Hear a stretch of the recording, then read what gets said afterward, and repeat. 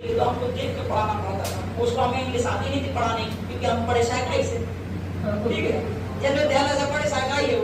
तो हमने कक्षा 8 का पढ़ाया पहले दिन, तो हमको लगा कि उसमें तो बहुत दिक्कत हो रही है, क्योंकि उसको पढ़ाना पड़ता था, अब रिपीट करना पड़ता था। फिर उसको बोलो एक लाइन पढ़ो तो उसका रिपीट करो, कौन मीनिंग की दिक्कत ना रह जाती, कोई रिपीट क्या नहीं आता, आधे ने क्या नहीं आता, दिमाग खराब हो जाता था।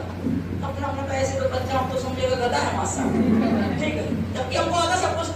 तो हम देखा चैप्टर क्या है तुम्हारा, हम आधे पहले पूछते थे क्या है, दिल्ली सल्तनत, बस दिल्ली सल्तनत हमने बता दिया। 2-3 दिन तक दिल्ली सल्तनत चलाते बिना किताब से, यहाँ पे हम बता देते थे पूरा, क्योंकि लिख तो देते थे इंग्लिश में, लेकिन कुछ मीनिंग रहती थी, खतरनाक रहती थी, तो हम किताब छुआते ही नहीं आते।